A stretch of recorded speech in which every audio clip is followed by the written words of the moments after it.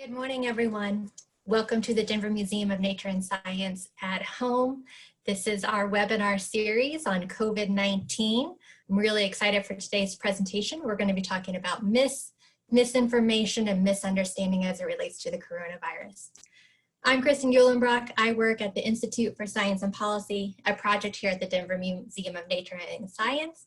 We're really excited to be partnering with our friends at the Colorado School of Public Health to be bringing you this series. If you've missed any of our previous 7 recordings, you can find written recaps as well as those videos on the Institute website. Just go to institute.dmns.org. We're excited to welcome 2 audiences to be joining us this morning. We have our friends here on Zoom quickly chiming in on the chat about where you're tuning in from, so welcome to Zoom. Getting familiar with that chat feature, which is where we're going to ask you to answer and ask questions along the way. If you're tuning in on Facebook Live, welcome from that channel as well. Feel free to type in your questions along the way in the comment feature. We will be monitoring those and trying to work those into the conversation as well.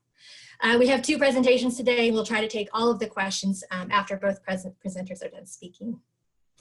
So today's topic is something we frequently discuss here at the Institute and kind of is relevant to all of our lives, which is really understanding how does misinformation and misunderstanding spread, particularly in the media landscape. With the rise of the coronavirus, we've seen a lot of misinformation out there as well as a lot of myths. And so we're trying to address that today to figure out what takes hold in the public discourse and what can we do to think critically about how to assess information about what we're seeing and what we're reading. So joining me today are 2 experts who think very deeply about this topic. And will be joining me is Dr. Steve Goodman and Dr. Elizabeth Skewes. Dr. Goodman is an Associate Dean and Professor of Epidemiology and Medicine at Stanford. He is co-founder and co-director of a group called Metrics, which is dedicated to improving the reproducibility and efficiency of biomedical research. His interests include how to evaluate research evidence, the ethics of research, scientific communication, and how to teach research skills. Dr. Goodman has led a distinguished career, receiving numerous awards, such as a Lifetime Fellow from the American College of Epidemiology and the Spinoza Chair of Medicine from the University of Amsterdam. He studied biochemistry and applied math at Harvard, has a medical degree from NYU, trained in pediatrics from Washington University in St. Louis, and received advanced degrees in biostatistics and epidemiology from Johns Hopkins School of Medical Health. We're excited to have Dr. Goodman with us today. And we also have Dr. Skewes. She is an Associate Professor of Journalism and Media Studies, including serving as the Chair of the Journalism Department and the Interim Chair of the Advertising, Public Relations, and Media Design Program at the University of Colorado Boulder here in our own backyard. Her research focuses on media sociology and news practices, the media's role in electoral politics, and politics and popular culture. She also researches media coverage as it relates to mass tragedies and the victims of those events. Dr. Skewes is a former reporter and is the author of the book Message Control: How News is Made on the Presidential Campaign Trail. She holds an undergraduate degree in political science from UCLA, a master's degree in journalism from Ohio State, and a doctorate in mass communication from Syracuse. So we are in great hands today. With that, let me welcome and introduce our first speaker, Dr. Steven Goodman. Good morning, Dr. Goodman. How are you? Hi, how are you? Thanks for having me this morning. So I'll just move over to my screen share. Everybody should see my screen and we will start. So thanks for having me, and I look forward to not only the conversation with everybody who's on right now, but learning from my fellow panelist, Dr. Skews. Anyway, we're talking about myths, misinformation, and misunderstanding. Usually I teach about facts, real information, and proper understanding. So this is a little bit of a change of pace, but this is just the flip side. So we're going to go through it pretty quickly because we want to get to your questions. And here are some myths that maybe you've heard about. Vitamin D protects against COVID. Almost everybody on ventilators die. If you don't have symptoms, you can't have COVID and you can't spread it. You can't survive in the warm weather. Hydrochloroquine can cure or prevent death. Children either can't get it or can't get sick from it, and Advil makes it worse. So we're going to talk about this, we have to talk about the fundamentals of what is good science. Now, everybody knows that science is about getting to the truth. That's easy. It's what's in the books, it's facts. but that's really not the active part of science. The active part of science is to get the uncertainty right, what we don't know right, how sure we are. That is really hard. And it underlies all of scientific research, and a primary crime is not just getting the facts wrong, but getting how sure you are wrong. It's the difference between saying hydrochloroquine might work and hydrochloroquine is a game changer and you should take it today. And we have 66 million pills in a stockpile somewhere because of the second statement. So uncertainty underlies all scientific research, and it's happening in real time, right in front of our eyes right now with COVID. And this is making it very, very difficult to sort out what's true and what we can rely on. Now, this thing we call uncertainty has two pieces. One is it's the play of chance. It's what we call the margin of error in a political poll. You always hear them say, you know, one candidate is up or down 5% plus or minus 3%. That's the play of chance. But there's something else, which is the reliability of the methods themselves. And it's hard to put that in a formula. So if we were measuring national presidential preference, would we go to a Trump rally or a Biden fundraiser to do it? No. You have to know where that poll was done, or would we base it on a random sample? Now, you sometimes need a lot of expertise to know whether the methods are good or bad. And here is one of those polls. This is 538 just from yesterday. And you will see on the side, on the right side, you can see my cursor, you have the actual numbers, Biden and Trump.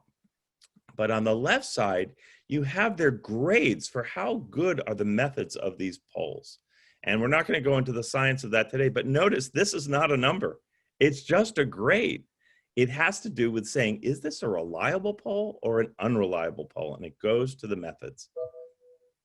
Well, let's see. So these are some facts about COVID publication. In the first 6 months, that is right till today, over 10,000 COVID scientific articles have appeared. Over 5,000 of these are in the form of preprints. And during the SARS epidemic, before the pandemic ended, there were 29 papers published. So we are in, they call it's a tsunami, not just of information, but also of misinformation. Now, what are these things called preprints? Well, this is a preprint archive. You can look it up. It's pronounced Med Archive, a preprint server. And what you will see is this is the preprint server just for COVID-19 preprints. There are, as of today, and remember, it didn't exist before January or December, 5,500 articles already in this server. And maybe the most important thing is what's in this yellow box. It says, medRxiv is receiving many new papers on coronavirus. A reminder, these are preliminary reports that have not been peer-reviewed. They should not be regarded as conclusive, guide clinical practice, health-related behavior, or be reported in the news media as established information. Well, we're going to look at a case study of whether that's true. So 5,500 articles already. What are these? So this is actually one that got a lot of attention. It was from some of my colleagues here at Stanford, a seroprevalence study that is trying to figure out how many people in Santa Clara County had antibodies to the disease. It got a huge amount of play because it claimed that the infection rate and therefore was higher than we expected, and therefore the death rate was way, way lower. And it was part of an argument that that COVID is no worse than the flu. So just within a couple days, this started being questioned. And I should back up just for a second. A preprint is a paper that a scientist puts on the internet just straight from their computer, There's no reviews, no comments, no nothing. It just goes straight onto the internet. There can be comments after they put it on, but not before. So there's no assurance that any scientist has ever laid eyes on that paper before. So this was actually just a week later, and I won't go through the torrent of articles. This was challenged in terms of its methodology and the reliability of its claims. But this is the analysis I want to show you, which was how quickly this went around the internet. And what we have here is, I have to just get our own pictures out of the way. Oops, I'm sorry. This study was posted on April 16th on a Thursday afternoon. Friday AM, it started, the tweeting started, and the size of these circles are the number of followers that these various people had. And these were all contributors to Fox News and actually sort of the conspiracy blogo and Twitter sphere. And this is a series of tweets and retweets of this paper. And I'm not going to read all the names, but it's basically through this sort of hyper-connected information sphere that we know as Twitter. And here, we're just going to scroll down so that you see this is April 17th at noon. And now we have it 3 p.m. We're going down. 6 p.m. It's still live. And this is just one day. So it was retweeted on the way over 100,000 times just within 24 hours after it was put on the internet. This was also an example of how these things happen. These are various highly followed pundits and Coulter, Alex Berenson, Brendan Ike. And what we have here is just a few interpretations that are tweeted to many, many people. This is in contrast to this model, which is more academic, which is many people tweeting many different interpretations to many fewer people. In an ideal world, it would happen more like this if we want to get the true heterogeneity of the scientific community represented among the critics. So what was the scientific crime, or what were they accused of? In fact, they weren't necessarily that wrong, but it was felt that the scientists overstated or hyped their conclusions, underplaying or misstating uncertainties in their methods. They might be right, but in science, if you say you have too much confidence in something, when the methods don't justify that, that's seen as bad as getting the facts wrong. This is another paper that appeared in the Proceedings of the National Academy of Sciences. This actually was published and was peer reviewed, but I'll say more about that. This just happened about 3 days ago. One of my postdocs saw this, was incensed. Now, what's interesting about this is it had a conclusion that we all agreed with, which is that masks are a very important part of protection, but it dramatically downplayed every other maneuver that we're doing. And it was felt that they tremendously overemphasized and overplayed the role of masks. So I won't go into all the methods, but egregiously so. So he wanted to write a letter and coordinate a letter saying this should actually be retracted. And you might have heard a few other retractions recently of major pieces. Now, when I first looked at this, I hadn't appreciated the last, author is a Nobel Prize winner. So anyway, he coordinated this letter. He sent it out just a few days ago. This is the letter saying to the Proceedings to the National Academy of Sciences, to the journal, saying it really should be retracted. And this is a person being quoted on a website called Retraction Watch, saying even though he agreed with the conclusions, that is, mask wearing is very important, thought the paper was terrible, and that's why he signed on. Well, this got tremendous play, and just a few days ago, this appeared on BuzzFeed, and then the same day, on Thursday, this appeared in the New York Times, that this should be retracted, not because of the bottom line claim. This is why I say it's not about the facts, but it's about how sure you can be on the basis of the methods, and you'll have to take my word for it. The methods of this were not that great, and the Nobel Prize that the scientist won was in atmospheric chemistry, was in chemistry. It was not in health and not in epidemiology. You might have heard about this. NIH halts trials of hydrochloroquine. This is just a few days ago, actually just 2 days ago. The important thing here is it was not based on a paper, but just a statement from the trial. This is the other problem. This you probably heard about, a low-cost dexamethasone reduced the fatality rate among those on ventilators. The problem with this, it's not necessarily untrue, is that this is a press release. So we don't even have a paper here. It's just a press release. It's very hard to know what to do with it. Although actually I trust this result because I happen to know a lot about this trial and the investigators. And then you get claims like this in the Lancet and about hydrochloroquine. It actually preceded the other one just by a few days. And this was retracted. You probably heard about a scandal about this paper.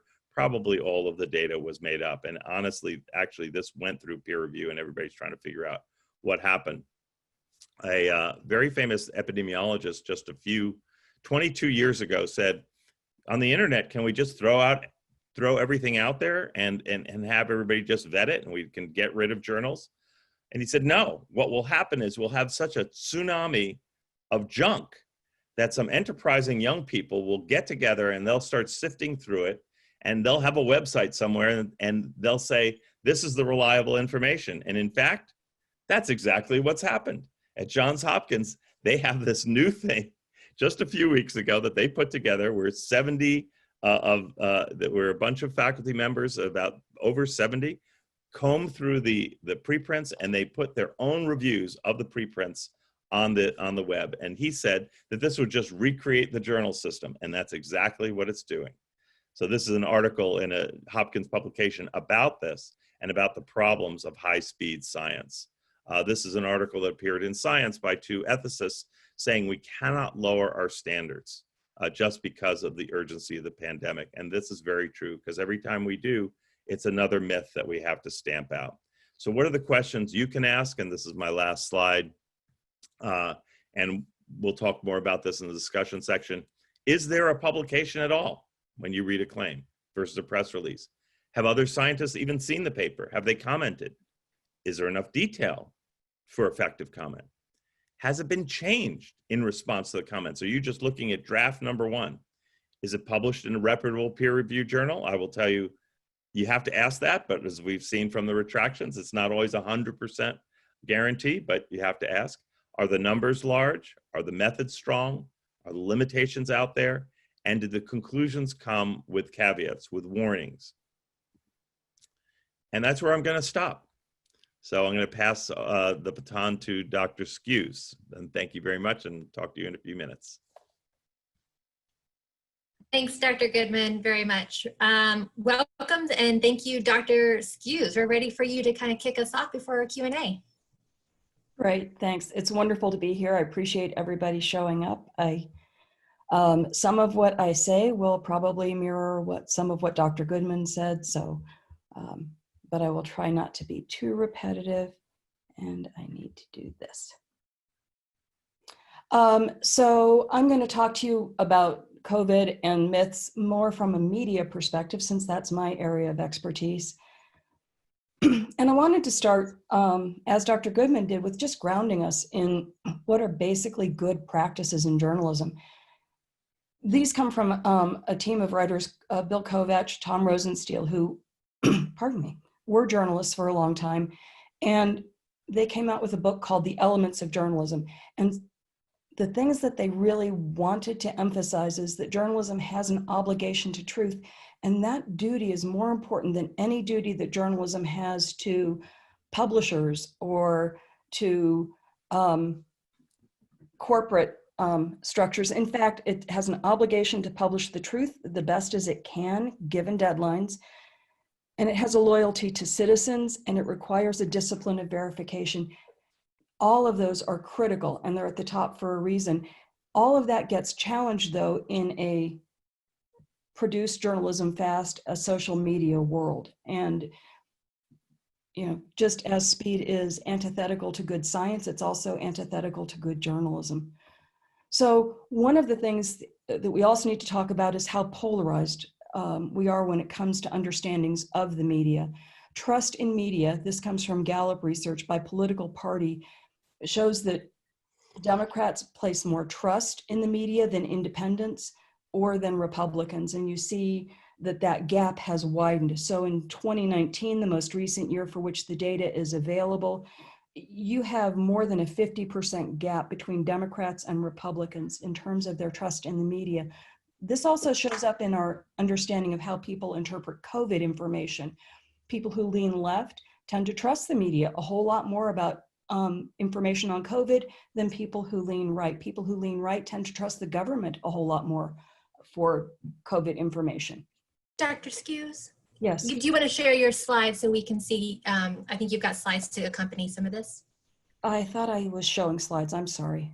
That's okay. It was lovely to hear you just talk. I think we want to see some slides too. Screen. There we go. Okay. Perfect. Sorry. So this is role of journalism. This is the There we go. graph that I was showing you. Apologies to everybody.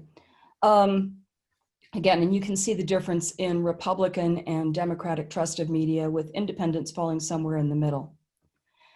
So where we are right now is what a lot of people in the media and some health experts call an infodemic. In addition to having a pandemic, we have this overabundance of information. And the fact that there is an overabundance of information means that it's much harder for the public to tell what's real and what's not. A recent Pew study said that 2/3 of Americans have said that they're seeing news that seems that a lot of it is just made up. And part of the problem is that we've seen newsrooms, because of market considerations and budget constraints, have to trim and trim and trim their staffs. That means there are fewer science reporters, people who have a real background in health reporting, and that means that the journalists who are covering the pandemic, a lot of them are people who are just general assignment kind of reporters. They don't have a lot of expertise, and so they fall back on traditional journalism practices, trying to give balance to all sides of a story. And not all sides, when it comes to science, are necessarily equivalent. So there's less critical judgment about what might be real and what might not be real. But this overabundance of information is causing real problems. It's also a problem that information about the pandemic has become politicized, that it has become an issue where there's not real consensus. Some people in politics will say one thing, some people in politics will say another thing. And because of that, when there is contested information coming from experts, coming from people at a podium, coming from people who are government experts, it leads to a lot of confusion. And that means people rely on what they do know, which is they're either trust in government or trust in the media. And so we see things where people now, again, according to Governor Doug Burgum in North Dakota, some people are being mask shamed. If you wear a mask, it's a political statement. If you don't wear a mask, it's a political statement. It's no longer a public health statement. And that's a problem. Social media puts all of this on steroids. Social media is where most of the misinformation about COVID-19 has been spread, and it continues to be spread there. 25% of the most viewed videos on YouTube, 25% of them had significant misinformation or misleading information about COVID-19.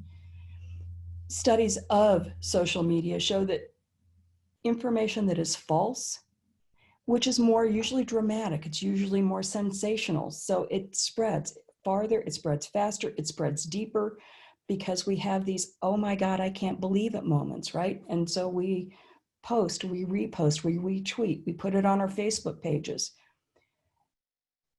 The novelty of it makes people more likely to share it. And the other thing about that is, when we see information on social media, it comes from our friends. Even if we've never met these people, our Facebook friends are our friends. Our guard is down, and we tend to believe the information more than if it comes from a media source. So if you look at this particular chart, you can see that social media, if you look at the total chart, about 68% of the public believes that social media websites and apps do contain misinformation, but again, they can't often tell what's true and what's not. 54% say misinformation is coming out of the Trump administration, 45% say misinformation is coming out of mainstream news. What we're seeing on social media is information that says initially virus was a hoax. In Great Britain, a lot of stories about the virus being caused by being too close to 5G cell towers. That resulted in cell towers actually being pulled down, and a lot of unverified treatments. All of this kind of gets coalesced, if you will, in this video. So on May 4th, a 26-minute video went online. It was called Plandemic, and it actually is a trailer for a full-length film that is supposed to be coming out sometime this summer. Hasn't been released yet, but one of the lead people in this video is Judy Mikovits, and she's a well-known figure in the anti-vax movement. And she's made quite a few claims that have been discredited by science about COVID-19. And in this video, a lot of them get repeated. Again, the hydroxychloroquine, the fact that it is effective against coronaviruses when, again, there's no scientific evidence to support that. The fact that the virus was actually created and created so that billionaires could profit off of a vaccine that people would then flock to take. She purportedly said that if you get a flu vaccine, your chances of getting then coronavirus are increased by 36%. Again, no scientific evidence of that. And she said that wearing a face mask actually increases your chances of getting ill, of getting coronavirus. Again, no science to support that. But it was posted, and much like some of the stories that Dr. Goodman showed, this one posted on May 4th. It went from being posted to QAnon, which has a Facebook group, posting it on their page. From there, it got shared out by another 1,600 people, including an anti-vaccination doctor who had appeared on Oprah, so had some celebrity. So if you, again, think about those bubbles in Dr. Goodman's presentation, more likelihood to spread. An MMA fighter, also more likely to spread because of some celebrity there. And you can see in this one graphic how over just in a matter of days, the Plandemic video just started getting shared more and more and more. A total of nearly 2.5 million interactions on social media, compared to a lot of other types of stories. It was shared by a Republican politician. It started circulating in mostly conservative media circles, viewed 8 million times, the 26-minute trailer, before it was finally removed by Facebook and YouTube for violating their policies on misinformation. So how do you know what's false? Well, there's a lot of places, especially with COVID-19, that are trying to give us accurate information and tell us what is real and what is not. So you've got all of these sites, World Health Organization, Federal Emergency Management Agency, the CDC, Department of Defense Remote Control Center on Coronavirus, and even organizations like PolitiFact, which normally deals with political claims, but because coronavirus has become a political issue as well, PolitiFact has a section on coronavirus where you can get ratings. And if you scroll down a page, you get more detail on why that rating is given. So drinking a bleach solution will not ward off the virus, and that gets its highest false rating because drinking bleach or a bleach solution is, again, very antithetical to good health. And what can you do to stop the spread of false information? First of all is fact checking the information that you see on social media. And if you see something that's incorrect, correct it, even if it's from one of your friends. The problem is that when we share false information, it adds to the noise of the whole tsunami of information about COVID-19, and it gets retweeted and reshared. So checking the information, making sure that before you repost or retweet something, that you verify it, and provide links when you do that, so people who see your post or your retweet can know where you fact checked that. And again, you can go to some of those websites I just posted. Avoid repeating. This is a hard one. So if you see false information and you're trying to correct it in the best way, in trying to inform the public, you're trying to debunk it, when you repeat that information, you actually amplify it. So try to avoid repeating it, just put out accurate information. It's something that's a little hard to do. It's something that news organizations had to learn, that repeating the error only makes people kind of believe it for some reason, even if it's in a correction. It's about familiarity and hearing it repeatedly. So these are some things that you can do just from your end of the world to try and tamp down the amount of misinformation that's out there. And so that's what I have, and I'm looking forward to a discussion about this. Great. Thank you very much, Dr. Skews, for that, and for Dr. Goodman. We have a ton of questions coming in, so let's try to sort through and dig through some of these and carry on this conversation.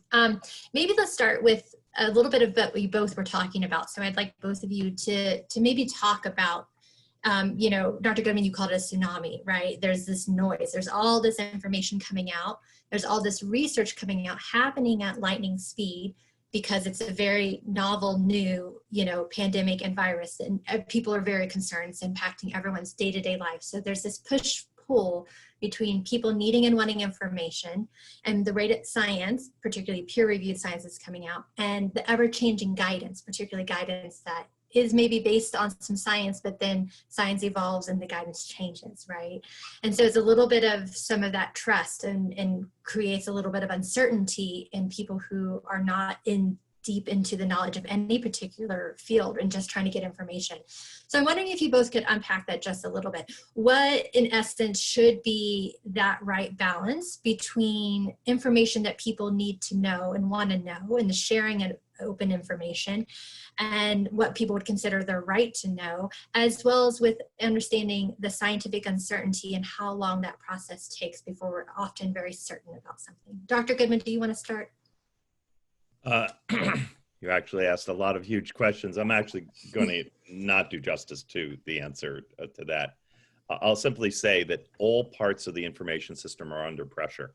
One thing I didn't make a point of vis-a-vis journals is they're in a race against the preprints. They are competing against the preprints right now. So the journals themselves, which have literally hundreds of papers to vet, feel like they have to do that vetting process very, very fast, because that paper is often already on a preprint server and already being reported on. So it's putting pressure on the journal's peer review process, and this is why we've seen some retractions from very reputable journals, is speeding up as well. So all parts of the ecosystem, of the information ecosystem, are suffering under the strain of this and trying to strike that balance. The journals are really, really trying hard to do the vetting for the public in a way that the public can trust the claims, and that comes with the caveats, the claims and the caveats. And I think it's hard for any individual to know exactly what to do in the face of this. But as I said, I do think that information that comes from information that has been vetted by other scientists, and this is also even true for preprints, not just taking a lot of the reporters are looking straight to the preprint servers. They used to look only to the journals, but now they're looking at the information as it comes off the computer of the scientist. And that's a big, big problem. So there's going to be problems with any system. I would say that the people who are trying the most to do the curation for you are, as Dr. Skews said, science journalists, good science journalists, and in a sense, the journalists, remember they're science journals, so they are like journalists, the journalists at the science journals who are doing this intensive vetting with the help of other scientists. And we have to start to ignore a little bit more the claims that are coming from other sources where multiple people and people with expertise haven't had a chance to weigh in. And again, it's too big a question. That's as much as I'll say right now. No, that's great. Dr. Skews? I would just add in again that one of the things that people need to think about as they're assessing the quality of information is how fast it came out. If it's a tweet that somebody just pumped out in about 30 seconds and 240 characters or less, that may be less accurate or reliable or valid than information that took a month or two to really dig up and and vet. And it's that vetting process. The less time you have to vet information and make sure it's accurate, the fewer eyes that you have on it before it gets published, that's where you want to be a little more skeptical. Whether that's journals and preprints or journalism and social media journalism or, things that are being reported 15 minutes after they happen. I think we all have to be a little more media savvy about the quality of the information sources that we're going to. I would just add one thing, which is that it feels like we can't find out things fast enough because of the urgency of this epidemic. But the fact is, just like all things in life, if you're taking a long trip, you go down a detour, you waste a lot of time.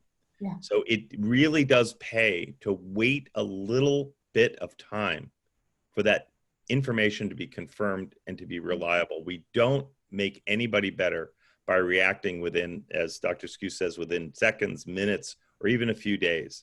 Sometimes it might take a week, but that's a week worth taking because 90% of the information falls away while the 10% that we can rely on comes through. That's a great point, Dr. Goodman. Dr. Skews, maybe can you follow up on that too and expand a little bit more? You mentioned and talked about, of course, the decreasing scientific expertise in the newsroom. So what is the responsibility of the media to cover preprints or not? I mean, that seems to be it's this ever-increasing information coming out there that scientists haven't vetted yet, but the media is picking up on these preprints. Could you talk a little bit about what you think their role should be? I do think that journalists need to be better educated about the role of preprints versus published vetted information. For years, again, health journalists have reported on published information out of scientific journals, and they've waited, but there hasn't been the big rush. I think the urgency of this moment has journalists searching anywhere for information, and journalists aren't always the best at asking the questions about how did the science get produced, the methodologies, the things, how certain are we that this is real, the things that Dr. Goodman was talking about. They need to be asking those questions as well as they start to report this information. They need to understand that preprints are essentially the scientific equivalent of Twitter. So our audience is a very hands-on active audience. So what are some things, there's two parts here, and both of you can tackle this. What are some factors that influence the spread and circulation sometimes of misinformation or, myths or rumors? And then what can people do in their own day-to-day lives to help combat some of that? I know, Dr. Skews, you had a little bit of slide on that, but I'm wondering if you both could comment on both those things. How things are being spread, right? Is it the newsworthy, the sensational, and then what can individuals do a little bit more? Let's just reiterate some of the things we've highlighted a little bit more here at the end. Well, and I'd say sensational, I'm going to jump in first. I'd say sensational, but it's also, again, you think about this moment where people are desperate for good information. And since there is disagreement coming out of the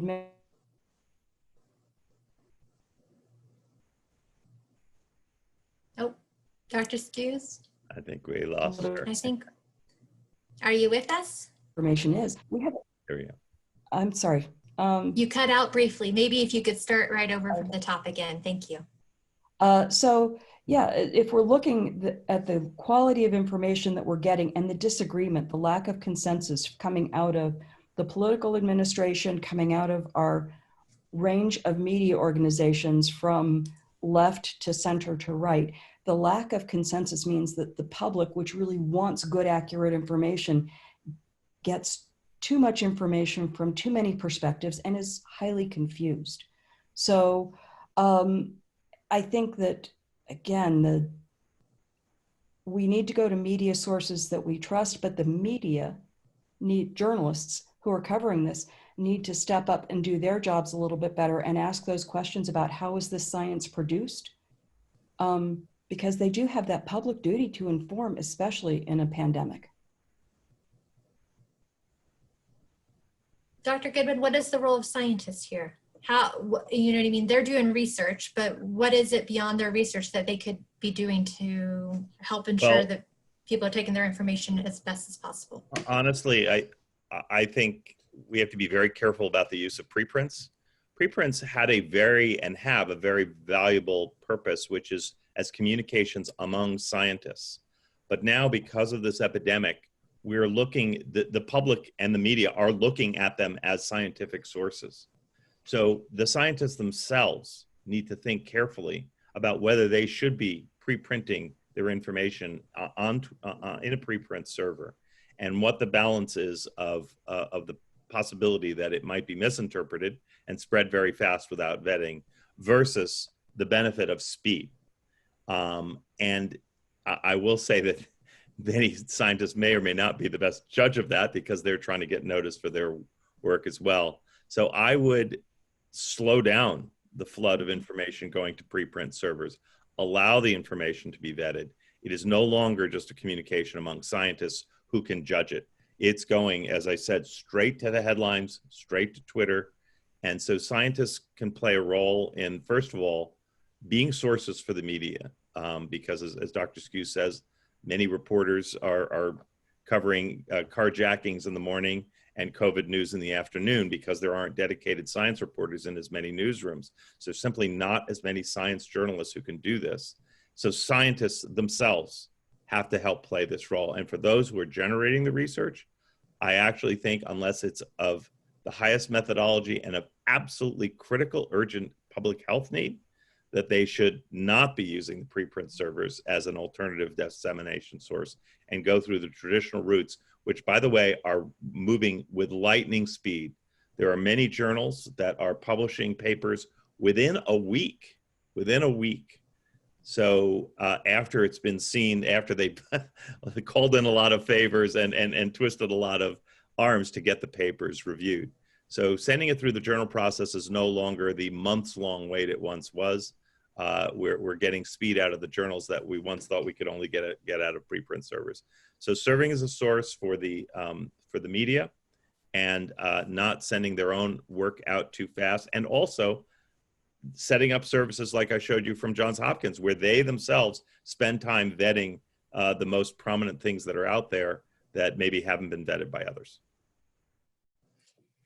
We're getting close on our time, but I would love for each one of you to take this and position yourselves of a friend or a family member came to you and presented to you with a piece of false information or something that seemed like an obvious falsehood. How would you respond? Like, how would you individually, whether that's on social media or in person, how would you respond to that person? Dr. Skews, would you start for us? Yeah, I think the first place to start is with really compassion and understanding, and trying to find out why that person thinks that information is accurate. And I've actually done that with a couple of people, less around COVID than around other issues. But when they say something that doesn't seem to be supported by the information that I know, one of my first questions is, oh, where did you hear that? Tell me a little bit more about it. What was the evidence that was presented in the story? Could you send me a link, right? I want to know where you got your information. And then, then it's a conversation to say, because that's not my understanding. I'm not going to tell them they're wrong, but I'm going to say, that's not what I understand. And here's where I got my information. And let's talk about kind of information quality and whose information might be more accurate. I think it is important to recognize that people have their trusted sources of information. And if I go in and simply try to say you're wrong and where you go for information is stupid, that doesn't open up a conversation, and that doesn't help correct misinformation. Dr. Goodman, how would you respond to someone who came to you? My answer is almost exactly like Dr. Skews. I would say, there's the parable, give a man a fish and you feed him for a day, teach a man to fish and you feed him for a lifetime. What she described is teaching a person how to fish. That's saying, where do you, why do I rely on a different source than you? And where can you go for different information? It's unlikely you will literally convince them just on the basis of your authority that something is right or wrong, but that doesn't solve the problem. You have to help them understand where you look and where they should look for reliable information in the future, because this is just one of many discussions you might be having with them if they don't understand how to do that. So I think pointing people to the sources of what we would consider more trustworthy information and explaining, just as she said, why we might not rely on that, because most people want those criteria that we use. They might want to know, why does the sample, why does it matter that it was really big study, or why does it matter that it was randomized, or these sort of words and technical things that people hear but they don't know how to interpret. So teaching people, meeting them where they are, teaching them what we use, I think that's the best we can do, and I don't know what else to do. Thank you. I think those were very lovely words to end on from both of you. It's very foundational to what we do at the museum and the Institute, which is definitely having empathy and listening and having those conversations and dialogues across all different spectrums, right? Because everyone thinks that they know and they have that information that they can bring to the table. And so you have to have conversations to really start to earn that trust. And trust takes time to earn, and it can quickly and easily be lost. So it's something to be protected. I am very thankful for both of you for joining me today. This went by so fast, faster than 45 minutes I've ever seen. I think we could talk all day about it. But very much thank you for your time. I know you're joining us a little bit earlier, Dr. Goodman, from the West Coast, and Liz, you're in our own backyard. So thank you both. For those of you who stayed in all the entire length of the time, thank you for joining us today. We will be doing a written recap, and we're going to include all those great links that you've seen in the presentations today about where to go, either whether that's the myth busting link from the World Health Organization or some of those other great resources that our speakers presented. So we will get that information back out to you.